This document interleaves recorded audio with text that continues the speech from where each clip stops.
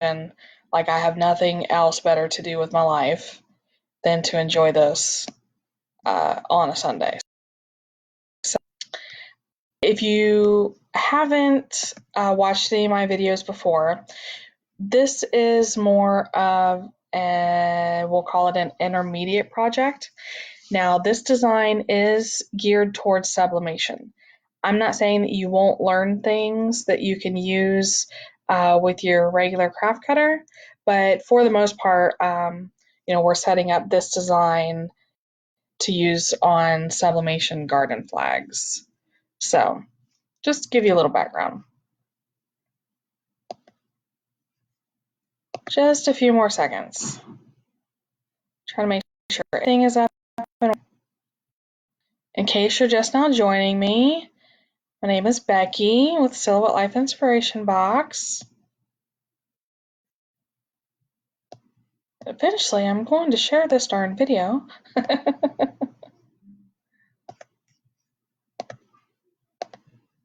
There we go. Oh. Okay, there we go. Sound turned down. I do not have to hear myself. Okay, so, like I said, occupy my time. Now, part of that is because this is my oldest child here.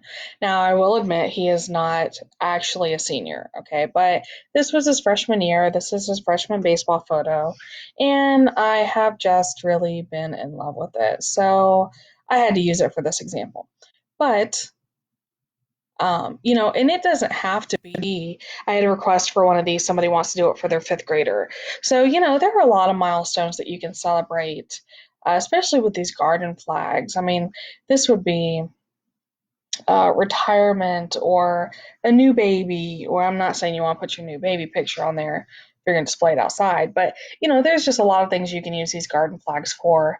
And Craft Chameleon is out of garden flags right now.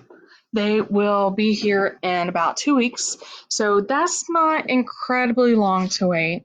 But I did want to let you guys know, just because I am like an immediate gratification person, I was like, okay, but I need to make this flag today, and I don't have any flags. So I checked like every sublimation vendor that I could find, and none of them were, I want to say Craft Chameleon garden flags were like literally half the price of every other sublimation garden flag that I found. So that did my heart some good, and I wanted to share that with you because obviously I love Craft Chameleon and I'm very loyal to Craft Chameleon. But today was just like a reaffirmation, like, hey, you really do get the best prices from Craft Chameleon. So just in case you were wondering, it's worth the wait. So give them about 2 weeks, they'll come back in stock, and then you can make all the garden flags that you want. Okay, so this design, let's talk about it real quick. Now this side here is a mock-up, right? What that means, this was a stock photo. Here, let me ungroup this and I can show you. This was a stock photo that I actually purchased because I'm really terrible with doing my own photography. And I overlaid it with my garden flag image so that it would look realistic. There we go. So I actually did this in 2 parts, and we'll get more into this, but I wanted you to understand what a mock-up was. All right, so I actually took the outline of the flag that's on there and replaced it with my own. Okay. And you can do that. So we'll get to that at the end. Okay. But I wanted to let you know when I said we were going to cover the designing and, making the mock-up, that's exactly what we're going to do. We are going to start completely from scratch with this file. And then we are going to eventually end up with this file that you can market and hopefully make some sales off of without having to make a whole bunch of examples and, waste your ink and materials. So, okay, let's get started. First, I'm going to start a new page. And when I start a new page, it takes on the properties of my last page.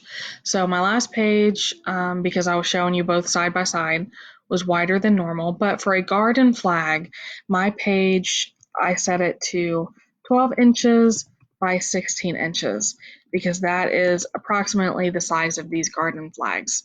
Now, I do want to say that this will not be the page that we print. This is just the size of the page that we're going to use to set up our design.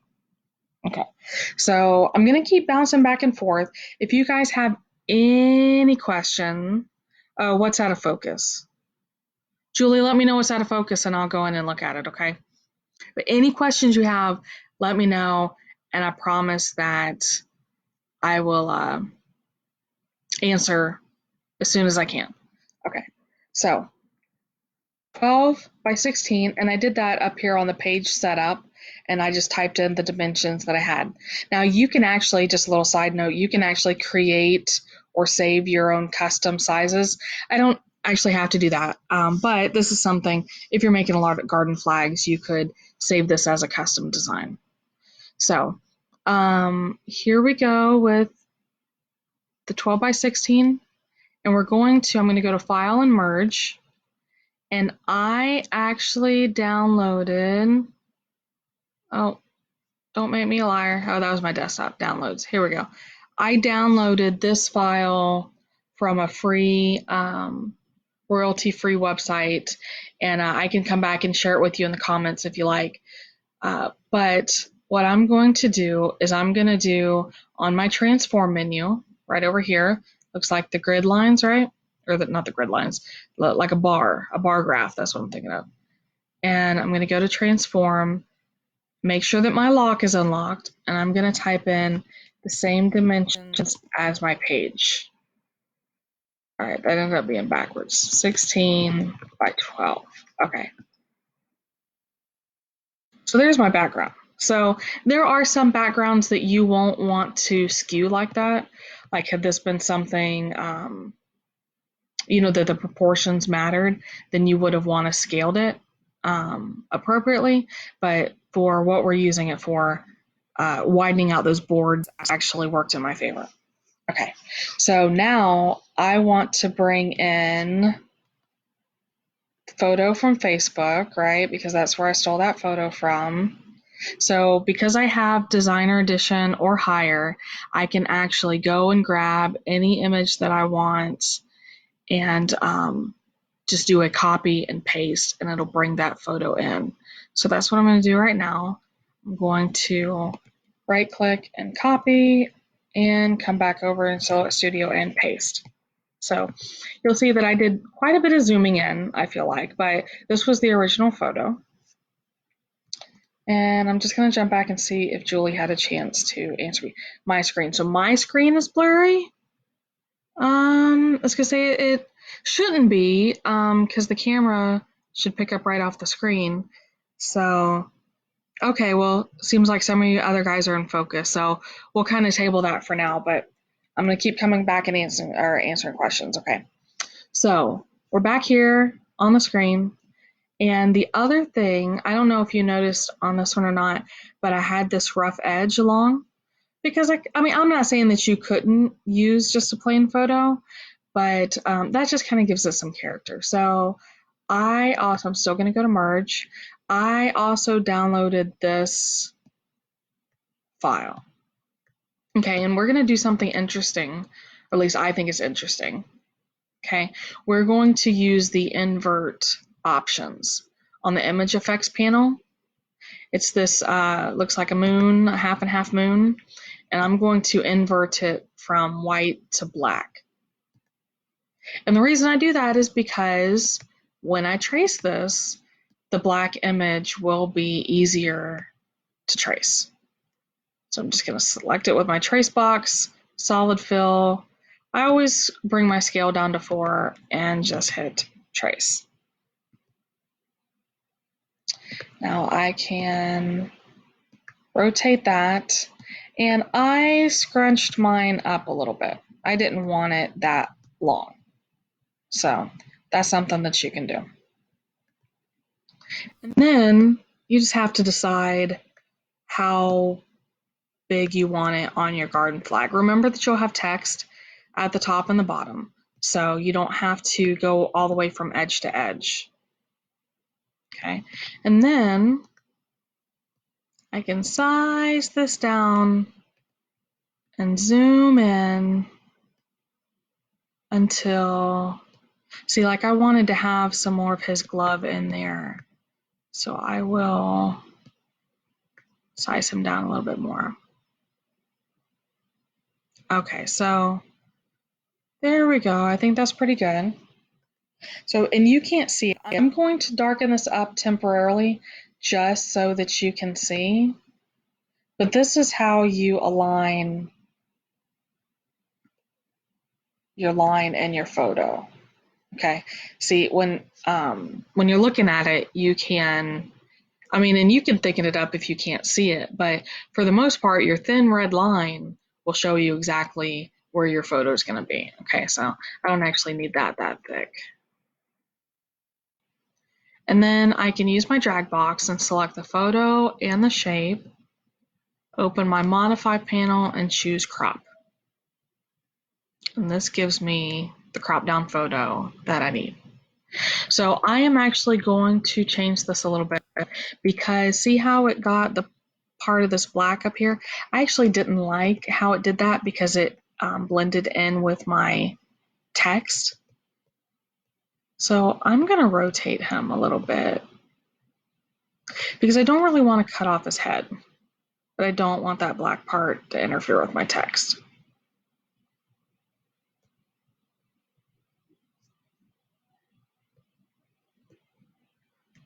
I think I rotated a little bit too far.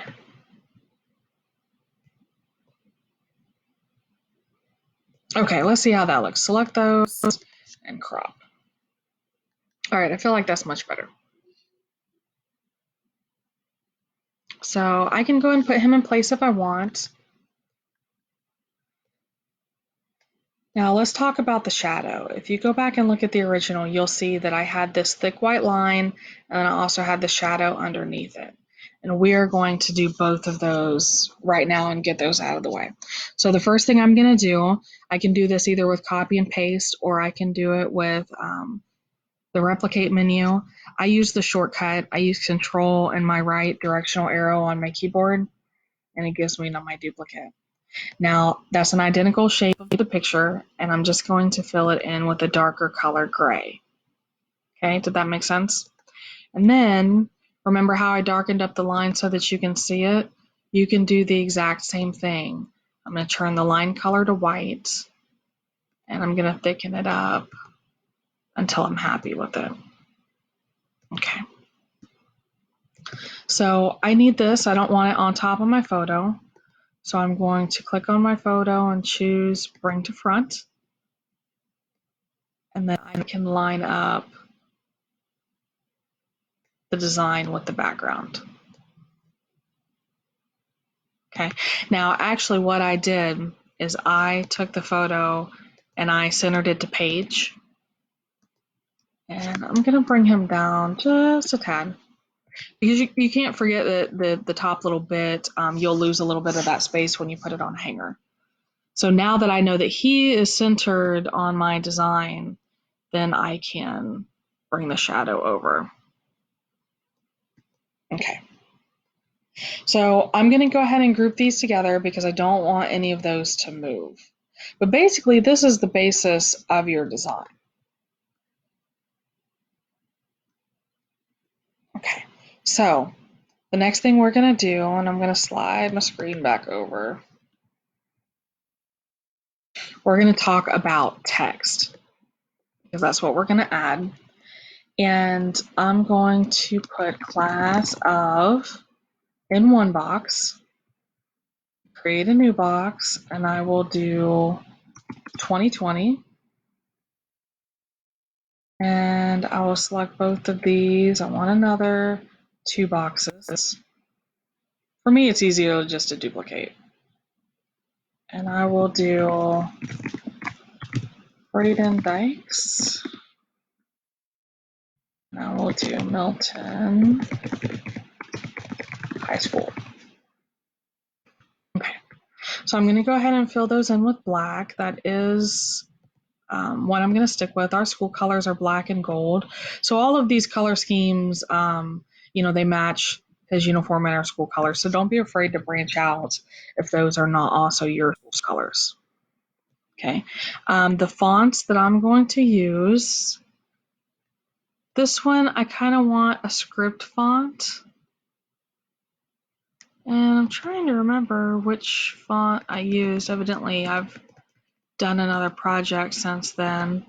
But pretty much any script font is going to be fine. Well, not that one. That one's ugly. Don't choose that one.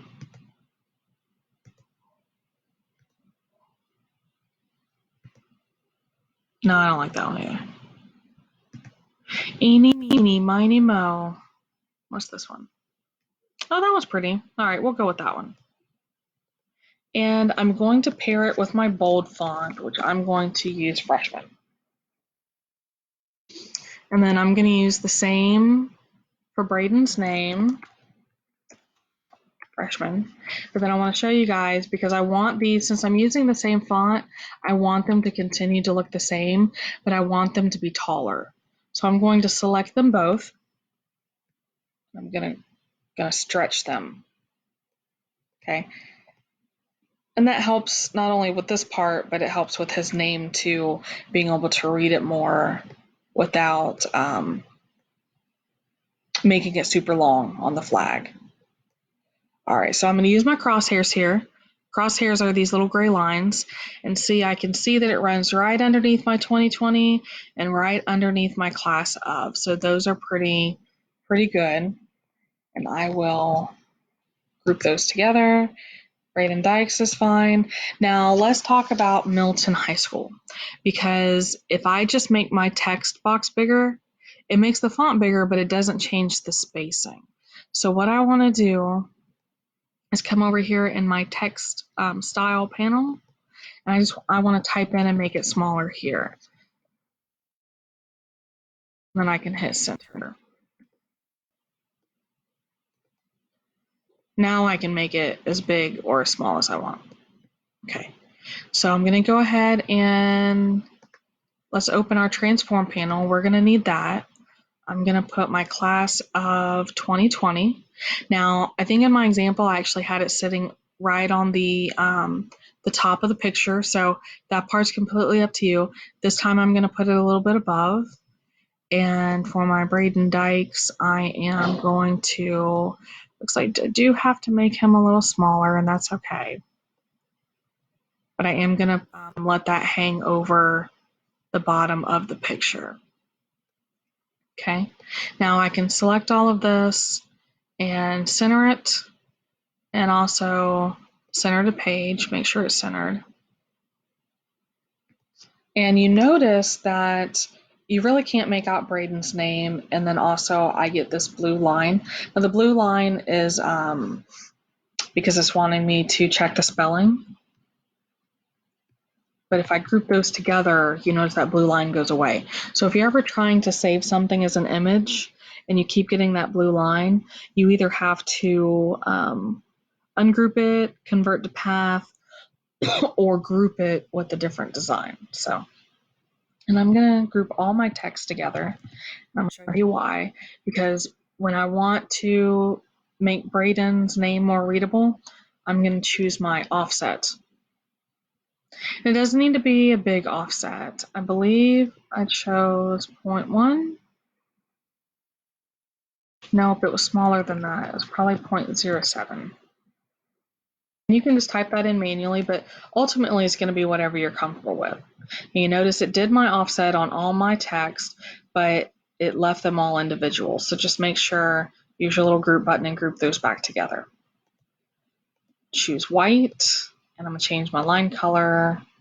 So now when you look at Braden's name, you can see that the white sets him apart from blending in with the photo. So this is literally the end of setting up the design. Please share where I got the background from. Donna, I really will. I will come back and put that in the comments so that you guys can download it for yourself, because it's a free download. And it's a pretty good website in my opinion. So I'm going to group these. Oh, somehow I got these little dots to the side. You don't want to group those together, but I'm going to group these together. Okay. Now, a lot of you guys know I have an Epson. I use an Epson for my sublimation. And the page size that I use, especially for something like this, my page size is going to be 13 by 19.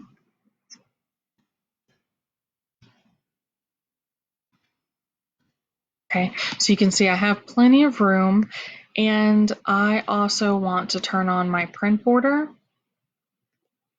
Now, see, my print border does not match up with my page size. That's because my print settings are not accurate. So I'm going to come over here and choose my Epson, and I'm going to change it to my 13 by 19 quality. There we go, premium presentation paper matte. Okay. Now if I hit apply and cancel, now you'll see my print border, this gray line is all the way around. And what I want to do, I have found, and you have to measure these flags individually, and that's true for every flag, but I have found that the 12 by 16 flags are a little bit bigger, and I don't like to end up with a white border around my image, so I am going to make this larger, almost as large as I can stand it. And I just have to make sure that I stay within, let's zoom in. All right, I stayed within the gray on this side. And, whoop, too far. I'm right on the gray on the side. So there we go. So we are good to go with that. And don't forget, if you're printing sublimation straight from Silhouette Studio, you are going to want to mirror your design. Okay, so that's it for setting up, the design itself. So let's jump over and talk about the mock-up. Now I can't share the mock-up with you. I can give you the website that I purchased it from. Mock-ups are really easy to take yourself as long as it's a blank that you already have in stock. But I do a lot of designing for a lot of different things that I may not actually do for myself. So I collect quite a bit of mock-ups. What I'm going to do is I'm going to slide this out of the way. I can go ahead and flip that back around. And I'm going to File, Merge once again. And this is my mock-up that I downloaded. Now, I don't like for my mock-ups to be that far away. So what you're going to see me do is I double-clicked to access my edit points.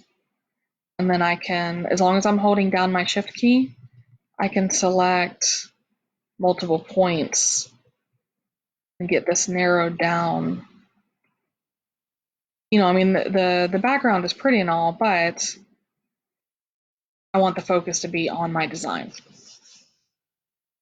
And let's see, we're going to set this a width of 12 and a height of 9.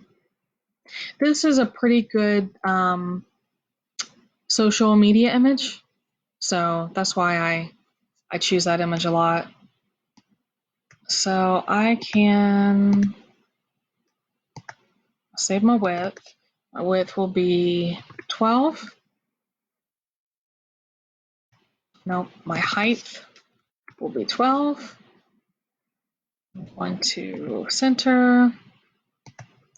Now, if you'll notice, this is not ideal because it's going to cut off the top part of my garden flag. So I can slide this down. And then you notice I still have room on each side. So I'm going to open my edit points back up.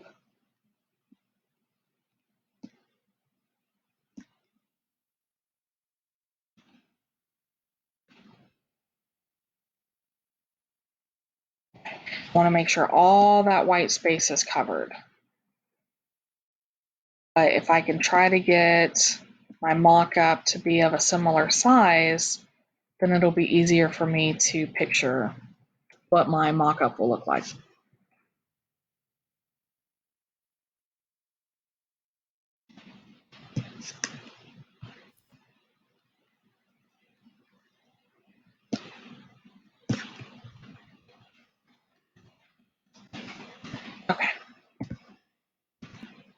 So there's my mock-up image, and in theory it's ready, but we are gonna do a couple things just to make it look a little bit more authentic. I want to get the outline of this exact flag, so I'm gonna use my trace again, but this time because I have Designer Edition, I'm gonna use the trace by color, and I'm gonna select white, and I'm gonna choose all areas. And then if you notice, as I increase my tolerance, I want to make sure it goes all the way around my whole. You can ignore that it's picking up the other lighter colors, but you want to make sure it gets all the way around the outside of your flag. All right, so I'm hit trace. It'll take just a minute, so I'm going to check your questions again. All right, I think we're doing good on questions. Okay, so that's done tracing. I'm going to hit my control and my right arrow so that I can delete my flag. I'm going to release my compound path, hold down my shift key, click on my flag so that when I delete it, it deletes the rest of it. And then what I want to do is size down my flag.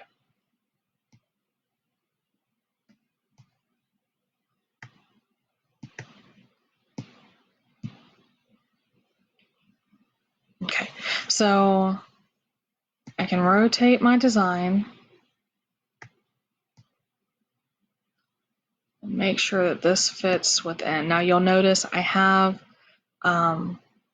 a little bit of room at the top and the bottom.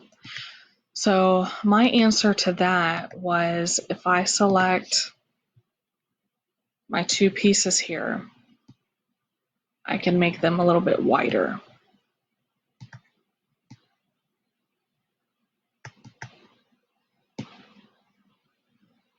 So when they're wider, it means that I can make my garden flag bigger without distorting. Okay, so I'm pretty satisfied with that. I have pretty even spacing on the name. I could probably rotate a little bit more if I wanted to, but I don't. So I'm going to ungroup my garden flag because all I really want to trim down is that outside border. So I'm going to select, you see I'm dragging over, I'm going to select the image and the outline of my flag. Go back to my modify panel and choose crop. Now don't worry, my other designs did not disappear, they're just on the back. So I'm going to choose send to back to send that all the way back, and I can group those back together. So now when I send the garden flag image to the back, send to back, I can line these back up and it should fit right in there pretty darn perfectly. There we go. So then select both of those. I can group them together if I want. Center to page. And if you notice, here, let's turn the cut borders a little easier to see. If I turn on my cut border, you'll see that this red line represents the edges of my mat. So I can make sure that my image is centered. Now, when you're centering the image, you want to make sure that your star attraction here is the part that's centered.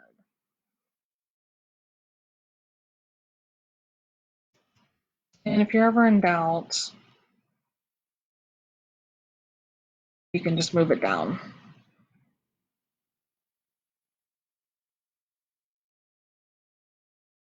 Okay. So if I go to, now you can take a snip of this if any of you guys use the snipping tool. But if you have the business edition or higher, you can actually save it as a high resolution image. So I can go to file and save as, and I'll just save it my downloads. So I'll save it as senior 2020 garden flag. I'm going to change this to save it as a PNG. I'm going to increase my size, but I don't need a transparent background.